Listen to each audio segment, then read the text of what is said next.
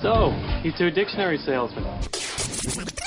We've got two visionaries. What are you two looking at? We did not want you two to blame yourselves. You two mull it over. I want to see you two girls up in my office. Those are my two bugaboos.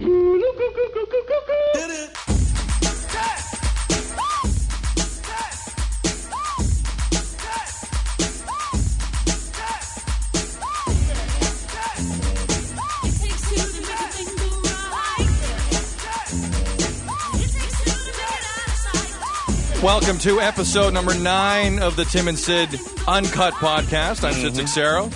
The guy who just heard is Tim McCallum. Behind the glass, Stacey Bader, Ryan Hayes, and DJ Bennett. New edition. Coming up, you'll hear about the following tings: the New York Giants, Yaroslav Halak, New Orleans, Allen Iverson, Fedor Emelianenko, Ocho, the NHLPA. Cinco. Sorry, I jumped Let me all over. finish my Cinco. The NHLPA, Vince Young, Canada's Olympic hockey team, and Jay Cutler. Lots going on, Timmy. Yes, there is lots going on. Now, before we dive head first, a couple of housekeeping items. Do you do any housekeeping? I actually, you would be very surprised what I do in my house in terms of keeping. Really? Oh, yeah. What do? Do you dust? Steam mop. No, you don't steam mop. Crush a steam mop. Oh, wow. That's impressive. My floors are glistening. Take care of the housekeeping. Everything else has dust on it. But the floors are fine.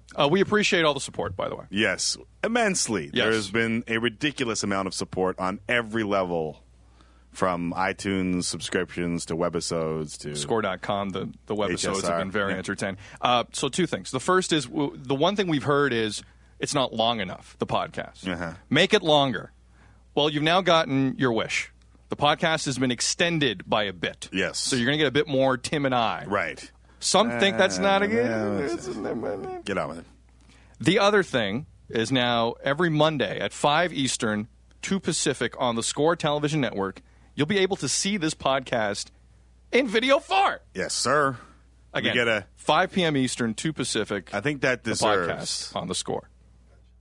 I think that deserves Applause. Very good. So this podcast is available at iTunes, thescore.com, hardcoresportsradio.com. The webisode is available at thescore.com. And now, thanks to your ridiculous support, it is on the Score Television Network.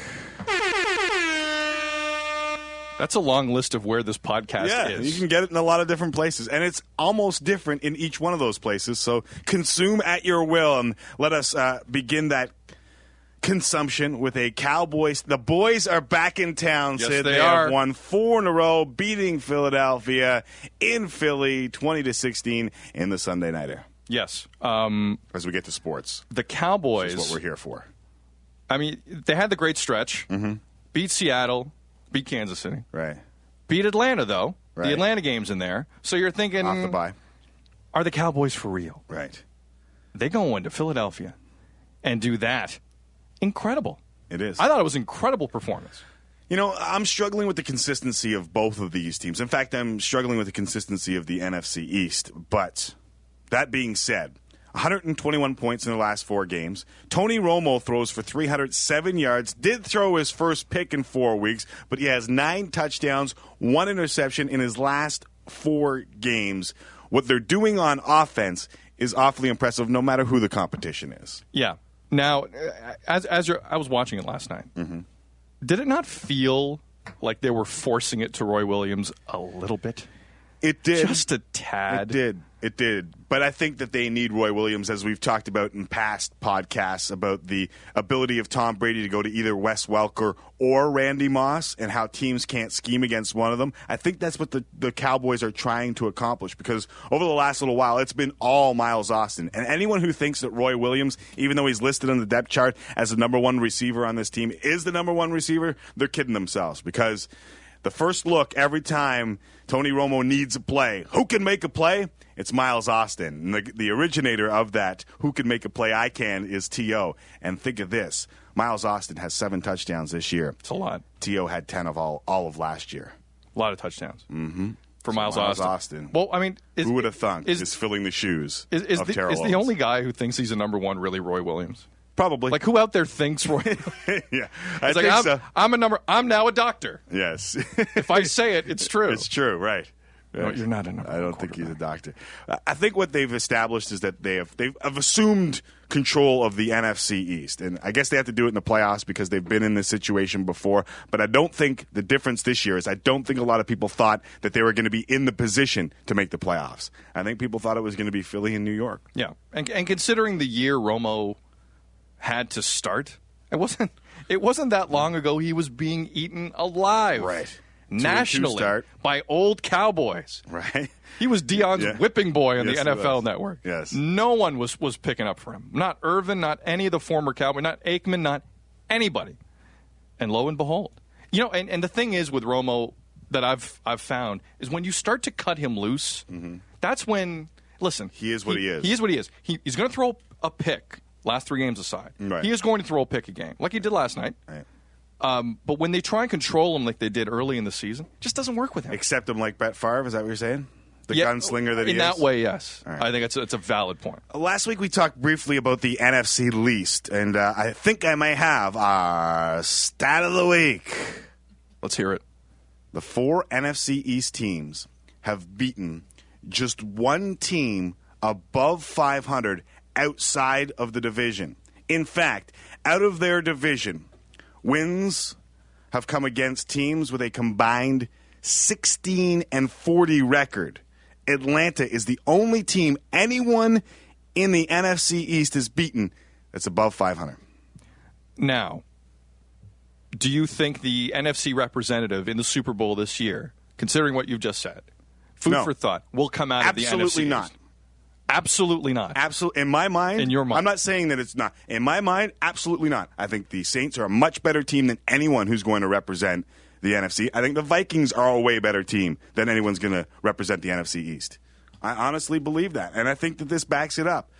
Go out of your division and win a game against a real team. And we don't even know that Atlanta is a real team yet.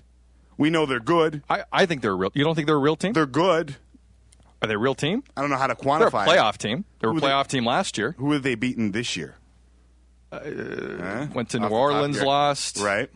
Hey, they beat Washington yesterday. They beat Washington yesterday. That's a big one. Yeah, I'll go find it by the end of this podcast, and we'll talk about whether or not they are. But what a difference a year makes. Skunked 44-6 last year to miss the playoffs in Philadelphia. The boys respond with a big win. Now they lead the NFC East. And speaking of what a difference a year makes, how about them Bengals? Speaking of for real. How about them Bengals? If you want to talk about the Falcons, look what the Bengals have done. Incredible. They beat the Ravens twice. They beat the Pittsburgh Steelers. I mean, what haven't they done? They're 4-0 in their division. And they're bribing refs. They're getting it done by hook or by crook. Literally, figuratively. In case you missed it yesterday, Chad Ochocinco thought it would be hilarious to act as if he was bribing a ref with a $1 bill. What do you do with that? Do you suspend him or anything? The NBA would be a little sensitive to that. Oh, you're damn right they would be. Tim Donaghy. David Stern, I just want to let you know what some guy did in Sacramento. What? He would lose his mind. Suspend that guy. He would lose his mind. You're right. I would be stunned if the league don't do something with that. The insinuation, Timmy, of impropriety. Right. Is what's wrong. I mean, it was harmless in that you know that he's joking, but you can't have that joke around. Because every time now that a referee blows a call, they're going to play that, right? Ochocinco waving the $1 bill. I mean, it's going to be a fixture of stuff to come, and they got to nip it in the bud. I say they fine them. They can't suspend. No, you can't suspend. I don't think you can. But I think you have to do something. Back to the Bengals overall play. Let's get back. Fellas, question for you. What's his voice Bennett. I hear? What's his voice? The first time ever, DJ Bennett. The question is, though, Bengals, this year's Titans maybe, do we see them making the playoffs? I see them making the playoffs. I see them making the playoffs. I don't know if they'll win the division, but I see them making the playoffs. Playoffs? You kidding me? Playoffs? Yeah. No. I just hope we can win a game. No, Jim, they can win a game. No, Jim, I believe they can win a game. They can win mad games in Cincinnati. I mean, what they did, okay, we know what they have offensively. We've seen what they have offensively in Carson Palmer and in Ochocinco and Cedric Benson. What a year. I was about to say. The guy goes for incredible. His second time 100 yards the against. feel-good story of the year in the NFL. Yeah, Cedric Benson. Even though he's a jackass. Guys, Cedric Benson, note for you. Yeah. He's rushed for 837 so far this year. Already the most rushing yards he's had in a single year in his 5-year career. Yeah. He's never had more than 674 before. And he's second only to Chris Johnson in the NFL. I mean, he's going to get paid. Right. He's having himself a year. But let me bring up two names, and probably most casual football fans don't know these names, but Jonathan Joseph and Leon Hall, the two corners, are probably the best two unknown corners in the NFL right now. And what they did to the Ravens was awfully impressive. 44 total yards at halftime. They ended up with 215, just a one touchdown in the 17. They didn't just beat the Ravens. They dominated the Ravens. They beat him up. They dominated the Ravens. They beat him up. And a vaunted Raven D. Mm-hmm. Is the mystique... No longer. It's gone. I was about gone. to say. We've already talked about it. It's is gone. It gone or it's is gone. it lessened? It's gone. Maybe every once in a while Ray will light somebody up, but what they're doing on the field is obvious. I mean, when we talked about Cedric Benson going for 100 in the first game, it was the first time in 3 years. AP went for 100. He goes for 100 again. It's gone. It's over. Done. When Rex Ryan left, are you saying that was it? I don't know if it's Rex Ryan. I think it's the corners and the loss of a couple guys and guys getting older. I think it's the combination of all. It happens to every team. It does. And I didn't think it would happen this year. No, but judging I from what either. I've seen, the jam is done. But at least we can see Ray Lewis in a pregame yelling at guys. Right, which you love to do. It's about today. It's about what we do today as a group. Our legacy. Mm-hmm. Today. Bengals Steelers this week. Woo, that's tasty. The schedule makers are good. By the way, let me tell you who Atlanta's beaten this year. Miami, Carolina, lost to New England, beat San Fran. We don't know how good San Fran is anymore. Beat Chicago. We don't know how good Chicago is anymore. And beat Washington. Miami has credence. Yes. The rest early? of them, early. Yeah. The rest of them, you're right, are all suspect. So we'll figure it out as it goes along. Speaking of suspect, we talked about it last week. Green Bay is suspect. Yeah. Disastrous 2 weeks. They lose to Josh Freeman and the Creamsicles. You can't go to Tampa and do that. No, That's a week awful. after having it handed to you at home by Brett Favre in a huge game. So now they are 4-4 on the year. Talk all you want about the O-line. Said this defense is atrocious. They gave up 3 to Detroit and Cleveland, and they jumped up the defensive charts, but they're not a good defense. No, they're not. If Josh Freeman does that to you. And listen, Freeman's had flashes, literally flashes now and again, of immense athletic ability. And Raheem Morris is certainly seeing that in practice and putting him out there on the field. But to do yesterday what he did, man, that says a lot about him what in my pool and I sat him. With good reason you sat him. I know. Don't beat yourself up over it hurts. over not starting Freeman. It hurts. So the Packers, we can now 28 points, officially 3 touchdowns. He had 28 fantasy points. Yeah, he yesterday? threw for 3 touchdowns. That deserves a horn. Yes, it does. If anything deserves a horn, that deserves a horn. Well, there's things that deserve horns. You know what I'm saying? So would you start over Freeman? Better late than never. I'll take it. Smooth. Thanks, guys. What was the question? Would you start over Freeman is what I wanted to know. Oh, you don't even want to know. Jake Delhomme. You seriously did that? Yes. Well, I mean, think about it. They play well. John Fox was 10-4. But nobody he plays well wait. against the Saints. No one I know has killed Jake Delhomme more than me. More than you. I know. Yet you start him on your own. I thought that. What are you doing? I know, and I knew How long have I been saying that Green Bay's defense is long ferocious? time you've been saying that. I know. I got to listen to myself more often. Go! Double that up. The Giants, speaking of atrocious, have now lost 4 in a row. So much for that 5-0 start. Chargers go into town, beat them 21-20. I still don't know what to make of San Diego, personally, yeah. because they're up, they're down, they don't have consistent weeks. The Giants have fallen off a cliff. Yeah. And I'm trying to figure out exactly why they have fallen off a cliff. Do you have anything? I mean, you lose any confidence you have getting mauled in New Orleans? Can it be that simple? I don't think it's that simple. I don't think it's that simple either. Maybe it's also the fact they didn't play anybody the first 5 weeks of the year. None of those wins came against teams over 500. Combined 12 and 28. It was ridiculous. That's statistics. Yeah. So research. I guess the Giants just didn't play anyone. We got a false sense of who they are. Can I ask you a question? What's that? Where the hell is Brandon Jacobs? He's explaining to the New York media why Ahmad Bradshaw is averaging many more yards per carry than he is. That's what he's doing right now. But it's been... he's disappeared. Yeah, completely and utterly disappeared. He's disappeared. And just to prove that they can't do anything right now, the Giants decided to honor the Yankees for their 27th World Championship at the Meadowlands on the weekend. They introduced Joe Girardi. Joe Girardi. In a great moment. Manager of the Yankees? Nope. He is the team's general manager. According to who? According to the Meadowlands staff. Burn. So, he's introduced as the team's general manager. Right. These things happen. Phillip Rivers does a fine job. 8 plays, 80 yards in that final drive, 146. One of those step-up jobs. I want to talk a little bit about, as we talked about Brandon Jacobs, LT. Is he done? Lawrence Taylor, he was in the news. Wow, yeah, Lawrence Taylor. He's done too. The other LT. Left the scene of a... tip of the day, kids, don't leave the scene of an accident. No. Stay down. Unless you've been drinking or doing unless you have a lot of stuff in your system, then get at it. Hit the gas, baby. That's what he did. And whenever someone does that, that's what you think. I hate to say this, but I think LaDainian Tomlinson, perhaps the best back of this generation or this time, is done. 12 for 22 with a long of 5 in that game. And last week he had 2 touchdowns, but he was 18 for 56 yards. Was it the So in the last 2 weeks... Sorry, go ahead. Tomlinson, 30 carries for 78 yards. Was it the KC game, the game after Tomlinson started complaining about his goal line touches? Yeah. Where Norv Turner gave him like 7 touches inside the 5, and he couldn't not get in once. Yeah. It was staggering. It was Texan-like. Very Texan-like. Very Texan-like. Speaking of Texan-like, a man who played for the Longhorns in Texas, Vince Young at it again.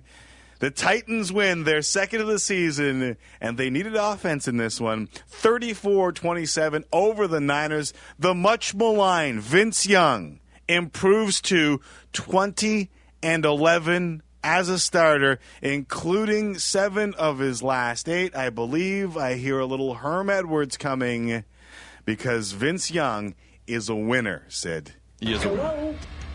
You play to win the game. You do play to win the game. You don't play to just play it. No, who doesn't? No. You don't Cannot play with them. Cannot win with them. Cannot coach with them. Preach, man. Can't do it. I want winners. I want people that want to win. And he put Sean Hill on the bench. Alex Smith throws 3 interceptions. It wasn't just the defense. They had to score some points, too. Yeah. Young had to run the offense, and he got it done on the road, no less. Vince Young, is he the guy to turn around an 0-6 season? Hold on a second. There's games left. I know. They are going to play people. There are wins out there. And we were just talking about how suspect the Chargers were. The Titans, all of a sudden, at 2-6, it's not inconceivable that this kid, at 20-11 career, could clean up the spills of this season in Tennessee as Tim McCallum spills his green tea all over the console. As long as the tea bag okay? That's what I want to know. At least it's just tea. Is the tea bag okay? That's all I want to know. But there's no. What are you talking about? Why are you yeah, we better go to sleep. Sleep at the switch. Keep talking here because I got to soak up this mess. This is ridiculous. What's just transpired? There's tea. This is live radio. And I have just spilled. At least I got enough papers to clean this stuff up. Where's a sham? Hey, guys, stay there. Don't get us any napkins or anything. It's okay. Where's a ShamWow when you need it? Where's Vince, the ShamWow guy? Where's a ShamWow? You're going to love my nuts. No, that's the other one. That's the slap chop. That's the slap chop guy. Get the slap. Yeah, he's the same guy. By the way, also, the Tim and Sid podcast now available with every ShamWow. Really? If you pick up a ShamWow at Canadian Tire, you can get a Tim and Sid podcast. Look at this. Look at this. This is unreal. All right, so Vince Young is where we were before. Regroup. Titans got Bills next week. Huh? Yeah. Titans got the Bills next week. A slap chop of said Bills in that offense?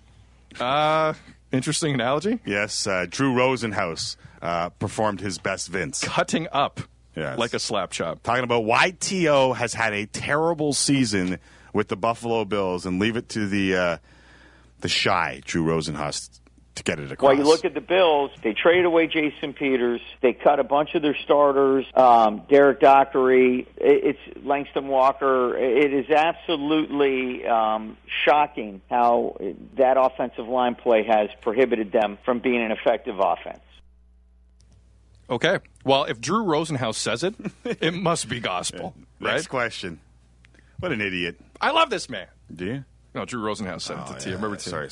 I love this man. I'm too busy worrying about my tea all over the next question friggin' console. Is the tea bag okay? You didn't answer that There's question. no tea bag. Right, you were drinking tea. I thought there was a tea bag. There's no tea bag, and the only reason why you wanted to talk about a tea bag is because of the He's a jackass. Yeah, thank you, Barack Obama. Okay, here's one question that I want to bring up, and I know we kind of went off on the Drew Rosenhaus, so we just wanted to play that for you as I pick up my papers. You're literally my notes. like there's tea. My notes, yeah.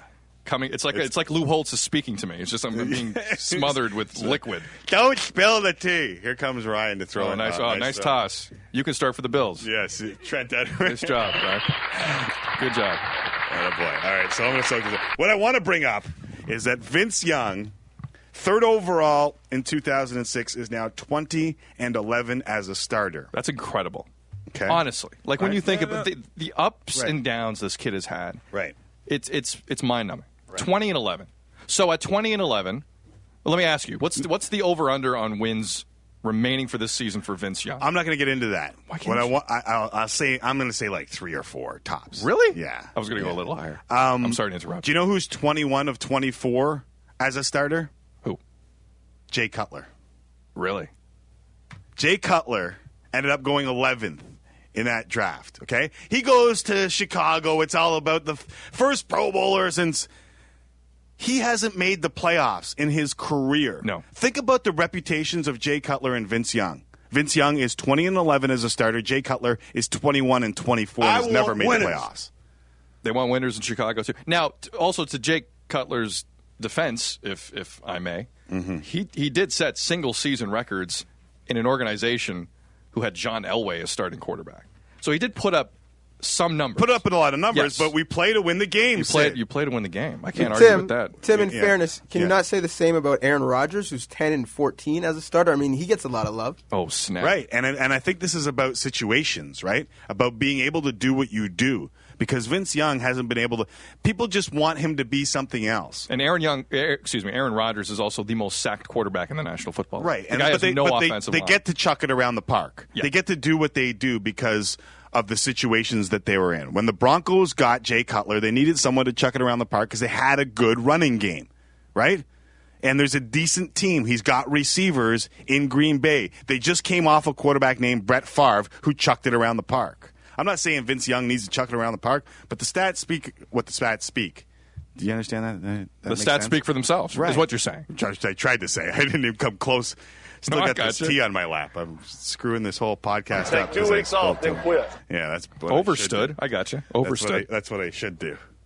Look at this. So coming up this week, by the way, we got New some England and games. Indy. Yeah, New England, Indy. Bengals and the Steelers. Timmy, looking ahead at both the Saints and the Colts, just for the record, Yes. both at 8-0. Yes. Colts, tough games down the line. New England this week. At Baltimore, at Houston, home to Denver. Yeah. I threw the at Houston in there because I think Houston and home are as tough as anyone. Right. They're pretty good. The Saints, at 8-0, they got the Seahawks and the Bucks over the next few weeks. Then they get the Patriots on a Monday night at home. Mm-hmm. Saints could be 10-0 entering that game. Yeah. And then after that, they get Dallas at home in Week 15. Their schedule is cleared. Again, they got Tampa twice. So you're saying it's 16-0, book it. Yeah, baby. Beautiful. Then coming up, we'll take a look at the tenders of the twined tents in the NHL, an NHLPA that's starting to look like a Taiwanese parliament, and the answer. Those questions next on Sid and Tim Uncut, the podcast, the webisode, the TV show, the all-around edutainment. Did I miss anything? No, you got it all. Good. Here's your short interlude. We talking about practice. Not a game. We talking about practice. Walking in Memphis, was walking with my feet 10 feet off a beam. It's a Tim and Sid podcast, Uncut, available on iTunes, thescore.com, the Score Television Network, every Monday at 5 Eastern, 2 Pacific. Also available in every case of Stella Artois. Oh, nice. Did you know that? Nice. Like that commercial Stella has right now. Which one is it? The woman getting ready. She's getting ready on one side of the TV, and then they're getting ready a pint of Stella on the other side. I haven't seen this commercial. And there's a French. It's on. It's in heavy rotation. Et pour lui. Like in the song is French. Is that you? Resiste. It's pretty cool. DJ, do you know what I'm talking about? You know I know exactly what you're talking about. It's actually. I just missed. And the end is the way you say that, beauty. DJ. You're like disgusted that I don't know what it was. No, not at all. I know exactly what you're talking about. McAuliffe, idiot. Which I'm fine with. You're not an idiot. Allen Iverson, Speaking some people walking in Memphis, think he's an idiot. The plan was for him to walk around Memphis this season. Mm-hmm. That whole chapter of Allen Iverson's life is in limbo after he left the team this weekend after 3 games. Now, ownership and his agent are saying these are quote-unquote personal matters. Right. However, this does come a day after he openly complained to the Memphis media that all anyone was talking about was Allen Iverson's role off the bench. This also comes a few days after his first game with Memphis, where he came off the bench and then complained to the media after that first game. So, I mean, we could try and connect some dots and figure out what's going on. So basically what he did was he set the world record for quickest bitching with a new team after 1 game, and now has left the team. And the guy who brought him to Memphis is saying, no, it's a personal matter altogether. That's going on. Jackass. So, potentially. So, what do you believe here? Do you think he's coming back? I don't know. But let's call a spade. Allen Iverson begged for a job in Memphis. Yes. Nobody was stepping up to the dish to sign Allen Iverson. No one was waiting in line. No. At that money. No one at that money was waiting in line. At any money. Yeah. Well, there was money, but just not at the money he wanted to see from Memphis. You know, it's interesting. I went on Hardcore Hoops, which you can listen to on HSR Thursdays at 7 p.m. Eastern, 4 Pacific. That's a plug. And we were talking about this very topic, and it was before he left the team. But we were discussing the ramifications and everything that Allen Iverson has meant to probably a generation of basketball fans. And the fact that he hasn't won a title, and we were wondering if this affects his legacy. What was his legacy? Well, he single-handedly brought the Sixers to a NBA finals. Yes. Right? And won that first game with Dikembe Mutombo. Yes. With that devastating backcourt with Eric Snow. Mm-hmm. I mean, we could... Right, but he did lead them there single-handedly. You're right. But the reason was because he couldn't play with anyone else. That's why the devastating backcourt was with Eric Snow, right? Yeah. But I mean, it's just so terrible on a lot of levels because when he went to Detroit and left, it was messy. Iverson said he was blacklisted by Rip Hamilton and all the guys. Right. Detroit argued, no, he was just a bitch. Right. So now you go to Memphis and you have an opportunity to rectify, mentor some kids. To mentor some kids. The youngest team in the NBA. Right. Don't tell me they couldn't use a guy like Iverson. No. And rectify whatever misconceptions still were out there after the Detroit debacle. Right. And you do this after 3 games, right? The one part, but let's face incredible. Let's face facts. He wasn't brought in there to be a leader because what in Allen Iverson's history would let you believe that he's a leader? He was brought in there to sell tickets in Memphis because it's probably the worst sports franchise in the history of all sports. The college program, just ask people in Vancouver. The college program the only thing gets more gives a ink crap about than that pro team in Memphis. Basically, and I kind of went on a little diatribe with the Hardcore Hoops guys, and basically what I'll say is the basketball world adjusted to Allen Iverson. Because of his talents, we adjusted to him being not able to get along with teammates. Because of his heart, we adjusted to him not wanting to go to practice. Because he single-handedly brought his team to the finals, we let him play a hybrid 1-2 without worrying about the effects. But that's 8 years ago now. The Nuggets got better without him. The Pistons fell off with him, and he basically had to beg for a job in Memphis.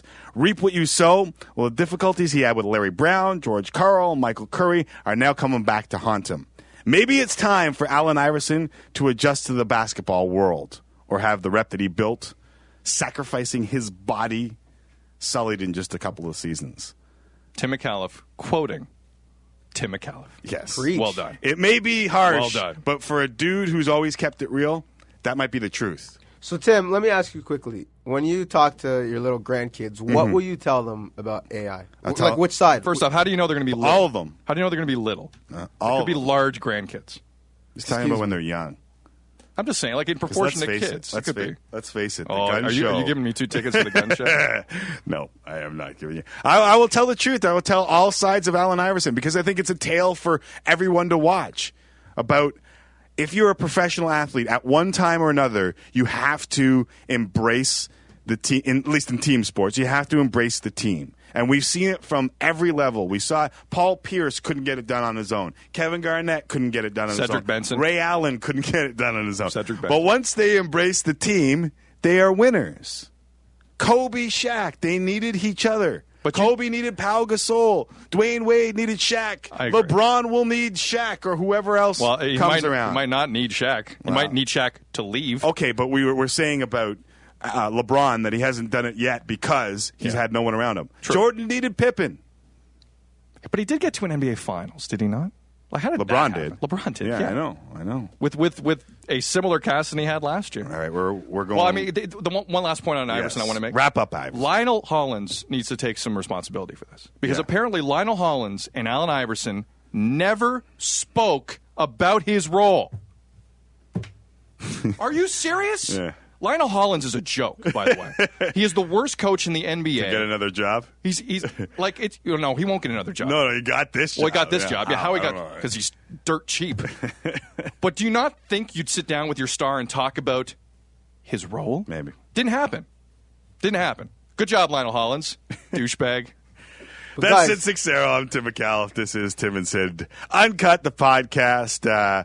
We have to move on. We are rolling short on time, so let us move on to the NHL goaltenders. And I want to talk about several tenders of the twine tent, and that's why I brought them up.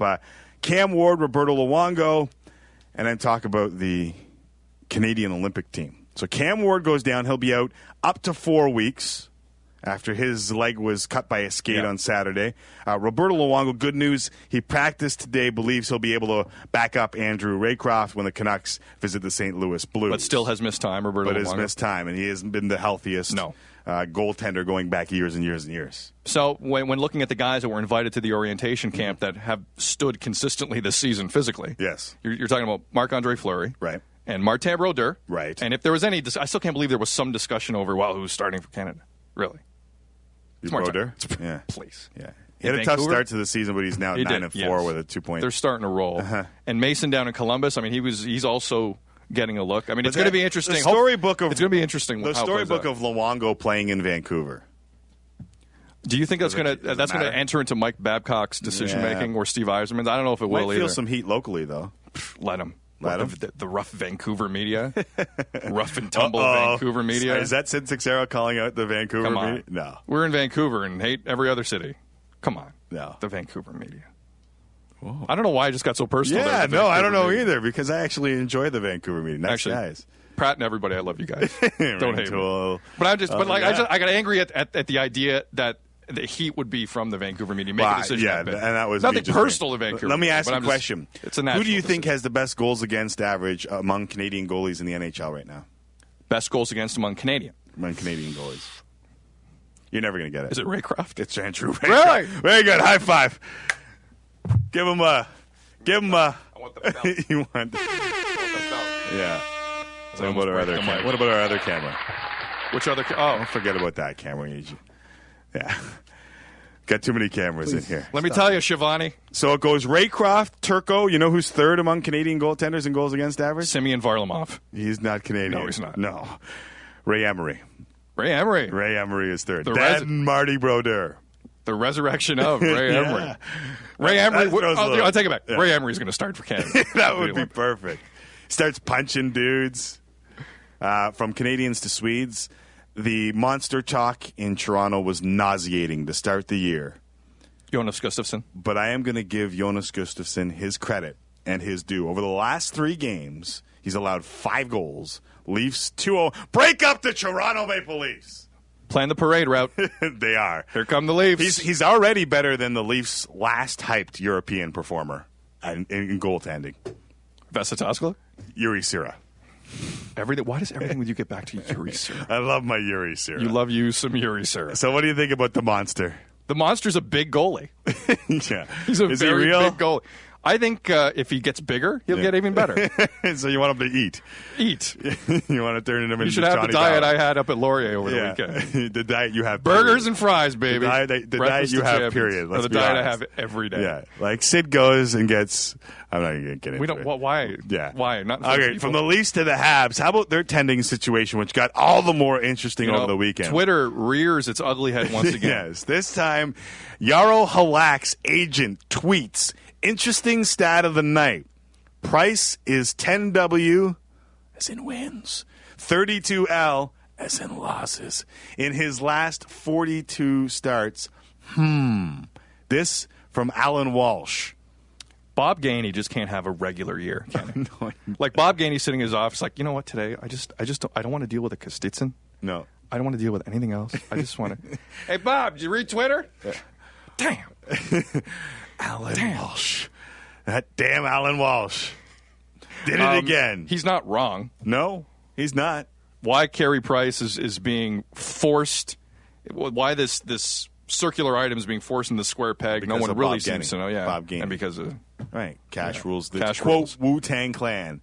Cash rules everything around me. Cream get the money. Dollar bill. Inspected Deck, most underrated Wu-Tang. 11th place in the Eastern Conference with an 8-9 record are the Montreal Canadiens. Halak is 5-2. Price is 3-7. Halak's numbers have been good.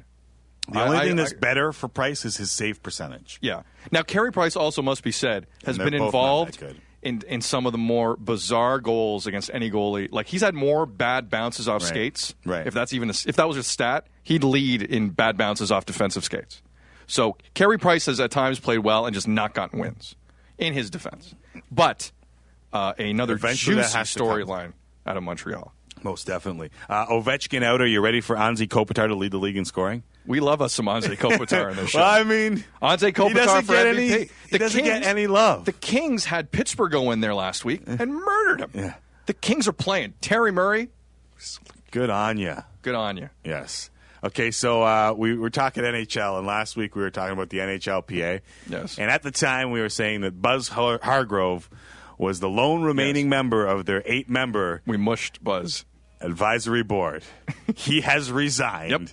Their advisory board, no more. Nope. It is gone. The NHLPA gave themselves a buzz cut. So Buzz Hargrove is now out of the picture as well. Terrible. Clearing the way for Chris Chelios to become president of the NHL. Is that the end game? Because everyone is pointing know. at Chris Chelios as the reason why they have resigned. So what is Chris Chelios' end game? Isn't he playing for the Chicago Wolves? Trying to. Well, what's he doing? In between conference calls. What's his end game? Please tell me. I don't know. To lead the players back from the abyss. Really? If not him, someone. Really? Like I'd be looking at maybe Buzz Hargrove, Nick Lidstrom, someone he was else. Just the ombudsman, committee. but he was the president of the Canadian Auto Workers Union. And his name Chris was Chelios doesn't have that repertoire. Well, close. Yeah, Shelley's credentials are close to that. Yeah. To quote Stephen Wright, there's a fine line between fishing and standing on the shore looking like an idiot. Chris Chelios is getting closer to the latter right now. Also, to quote... all 8 guys. Yeah, come on. you can. To quote Winston Churchill as well. Right. Chris Chelios is not the right choice. That's a quote from Winston Churchill. Yeah, I know, but I was quoting a comedian. I know. Not an actual dude. Winston Churchill was a funny dude.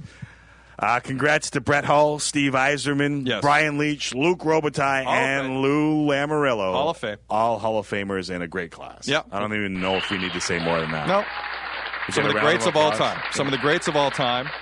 And they deserve their place. And I could only imagine the humbling that would go on when you get when you get bestowed this honor. I mean, it's just so. Congrats to all those. My limp mic is working again here. This is no. terrible. You mean your limp mic is not working? Is what you're saying. Wow. It's limp. I'm dropping it like it's hot. See the mic. Watch this. Watch this. Watch this. And it's up. Yeah, it stays. I up. can take a bath in a bathtub in an open field. Right. What? You ever see the commercial? Never mind. Watch. I know what you're talking about. Watch more TV. Is that Watch more TV. Watch more TV. Yes, I got to get that blue pill in. All right, so we've closed hockey. We've closed the NBA. The only thing we have left is to reference our boy Mauro Ranello, who called a fight on the weekend. Yep. With Fedor Emelianenko. Fedor. Mauro did a great job. Mauro did a great job. Former project kid from the Cabrini Green.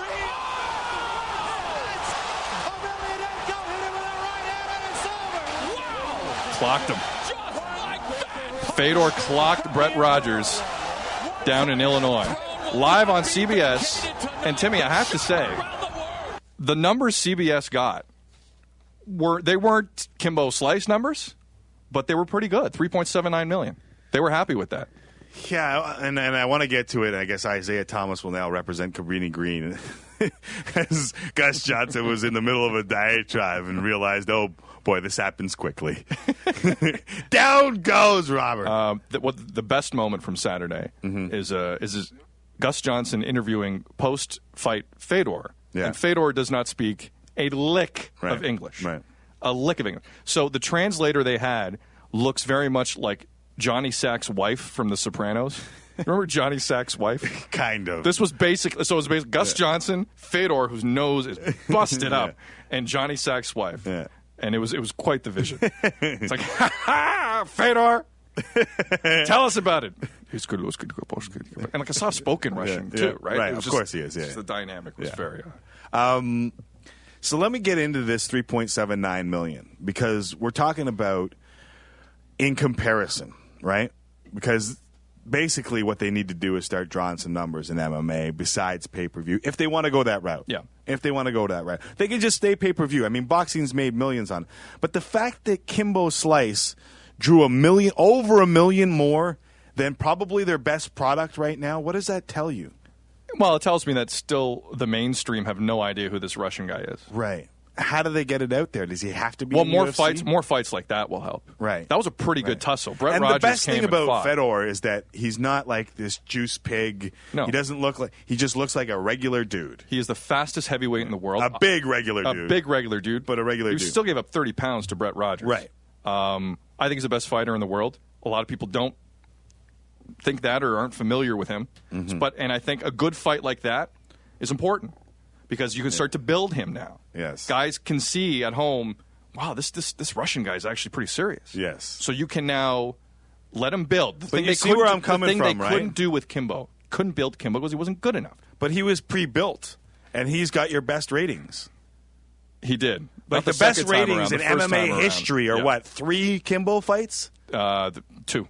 Well, actually, 3 including the Ultimate Fighter. Right. You're right. It's 3. So it's 3 out of the top 5, Yeah. I believe. Well, maybe it's now 3 out of the top 6 are Kimbo fights. But if you just let people see what this guy is about, yes, it could help. Now, he's not marketable, doesn't speak English, has no personality. Right. And that's what they did with Manny Pacquiao. Eh? They Yeah. forced him to learn English. Well, I mean, he had a manager that said, if you learn English, if you speak it well, what will happen is that people will come and listen. Yeah. And they will, and he had a great personality, so he brought it. So I wonder if this can do it. The personality thing is big. Like he's gonna have to develop one because the talent will only go so far. You got to engage people in him. I tell you, he's more engaging than Fedorov. Yes. Yeah, Remember those years. One thing I can say, yes. Great reference. I try my best. DJ, what did we miss here thus far? I know that I actually spilt green tea all over my... His tea bag is all over the what we missed area. So he Would you stop? Would you stop?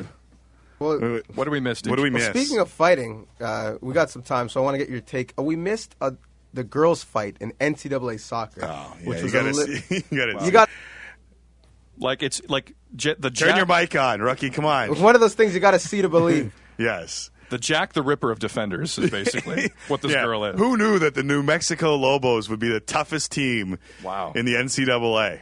Like, I'm pretty sure hair pulling is a red. Yeah. Oh, and that was like the least. When we get the website or when we get our webpage, we'll post that so everyone can see it and we can talk about it. And that'll be up soon. We will post it on the score.com blog for now until we get our own. Okay. That works? It's coming soon. I think we might already even have it. Yeah. But I don't know anything around it. We don't know anything. None of us know anything. Did we miss anything else? What else we missed? Yeah, I missed a couple things. CIS Brannigan versus Folds this week in the Yates Cup. Going to be huge. Ticats back in the playoffs. Hold on. Let's talk about what we missed. Oh, wait for us. I'm rhyming them Brannigan out. Falls. We'll go one by one. All right, my bad. All right, we'll go one by one. Brannigan Falls, 2 of the most storied programs in CIS history. Yep. The top 2 passers ever. Both of them will be looking for a job next year, basically, which is interesting to me too. Yeah. Right? Hopefully, Coach Sheehan. I think Brannigan's already got one. As a matter of fact, he's got one in Hamilton, and it's not with the Ticats. DJ, it's with Price Waterhouse Cooper. Nice. Yeah. He's getting paid. Well, he goes to Queens. He's a smart kid. I know. Cash will soon rule everything around him. I didn't go to Queens. Right. And Mike Falls, who is probably the most translatable talent. I mean, Tommy Dennison's the last guy to get a shot. Falls is probably the most translatable talent I've seen since Larry Justanis, who just has the athletic ability to get the job done, and he'll have to beg for a tryout. Yeah. I like Western this weekend. Do you? Really? Hopefully, Coach Sheehan doesn't hate me for like. I'm going to call it Western. Yeah. It's a rematch from Week 7. I'm not calling anything because I got to call the game, and I don't want to get in that situation. Oh, good point. Right. I was going to put you on the spot. Hamilton DJ, what Ticats? What else did we miss? How about them? Break them up. The Break Ticats. up them cats. Back in the playoffs. Hosting their first playoff game in 8 years. Best place to watch a game, maybe anywhere. Would people get upset at me if I suggested a new chant? Instead of Oski Wee Wee? Yeah, they tear your head off. I know. I gotta be careful how I step around. They tear your head. You've already upset Vancouver. Go ahead. I really upset Vancouver. Oh, go ahead. Upset Hamilton. I'm just saying, listen, it's 2009. It's a new direction. It's a new team. New chant. The opinions expressed in this podcast are solely of Sid Why are you afraid of the Hamilton Tiger Cats? I'm not afraid of the Ticats. I'm afraid of their fans. They will pull you. They will beat you to a pulp. Good point. I'm not afraid of Marcel Belfoy. No. I'm afraid of the guy cheering for Marcel Belfoy. And I'm not afraid of them. I respect the tradition and history of the Hamilton Tiger Cats. Well, I'll be afraid of them. Who, by the way, are on a roll. Yeah, they are. They're going to host a playoff game. Yeah. How about it, Hamilton? Not on the roll. The Blue Bombers. Sid, your thoughts of their head coach? He did nothing but make the media's life miserable all year, Kelly. Yeah, you know what? And you know what? What goes around comes around. To quote Justin Timberlake, Coach Kelly. Are you just... What goes around comes around. Kind of man. I made my point. You just quoted Justin Timberlake. Maybe I did. By the way, and the man that he jettisoned at the start of the year. He's preparing for a game next week. Kevin Glenn? He's preparing for a game next week. Yeah. So Kevin Glenn is gone. It's BC. Go on. So is that it, DJ? Are we caught up? Is that what we wanted to get to? No, we missed one more thing. Arizona, Chicago, Kurt Warner, after throwing 5 INTs, bounced back through 5 TDs. Last guy to do that, Gary Danielson. Lovie Smith, a little bit on the hot seat. He's got 2 years, $11 million left after this year. And Sid saw a great movie this week. Tell us about it. Tell us about it. A huge thumbs up for Inglourious Bastards. Oh, yeah, you said. Woo! And I thought District 9 was good. Inglourious Bastards might be better. As the clock ticks down in front of me, I say goodbye for a pair of Inglourious Bastards. Thank you for tuning in to Tim and Sid Uncut, the podcast, the webisode, and now the television show. For all the folks behind the scenes, help me clean up my mess. Okay, I'm Tim McAuliffe. Pick this up. That's Sid Sixero. Drop this. Thank you for listening and watching. Goodbye.